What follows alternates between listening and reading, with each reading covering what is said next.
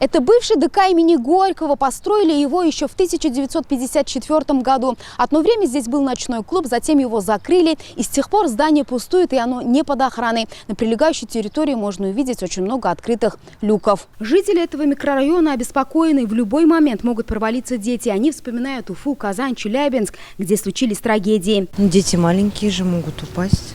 А кто спасет потом? Там же никто не ходит из взрослых. Дети разве смотрят под ноги? Они же по сторонам смотрят. Конечно, обязательно надо закрывать, контролировать. Здесь десятки канализационных люков и никакого контроля. Глубина некоторых доходит до 2 метров. Видимо, опасаясь трагедии, некоторые жильцы самостоятельно перекрыли ямы. Но это не решение вопроса, говорят неравнодушные, так как недалеко находятся школа и детская поликлиника. А сюда очень часто заезжают машины, чтобы припарковаться. Страшно, действительно, потому что мы с детьми здесь часто бываем, и можно не заметить. Да и на машине туда заехать тоже будет не очень приятно. Здесь в основном дети. Школа. Тут вообще район ужасный. Машин сколько, видите? Страшно.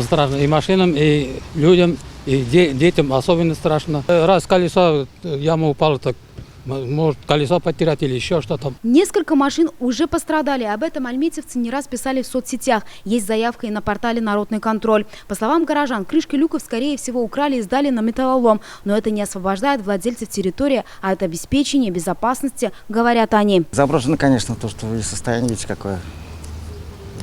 Надо привести в порядок, конечно, или как бы какое-то детское учреждение сделать, что ли, я не знаю. Здесь раньше же, помню, молодежный клуб был. Поэтому здесь хотя бы какое-нибудь детское учреждение. Как так получилось, что в одном из густонаселенных районов города находятся опасные люки? С вопросом мы обратились в исполком района. Как здесь сообщили, заброшенные здания 2 года назад передали на баланс управления по делам детей и молодежи, которые ответственны за благоустройство двора. Но почему тогда территория не соответствует требованиям безопасности и представляет опасность прежде всего для детей? Мы оперативно отработали этот вопрос, закрыли эти люки бетонными крышками. Надеялись, что сохранится надолго. Ну вот прошло лето, видать, бетонные крышки тоже кому-то понадобились, и их на данный момент тоже нет. Сейчас мы временно этот вопрос закрыли, мы временными средствами прикрыли люки. Не для того, чтобы машины ездили, а для того, чтобы хотя бы люди не упали туда, да, то есть безопасности, в первую очередь, детей, жителей нашего города.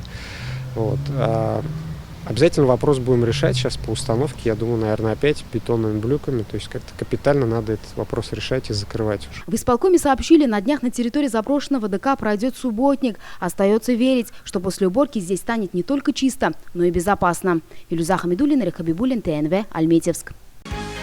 Закажи рекламу на ТНВ. Телефон в Казани 5 705 100.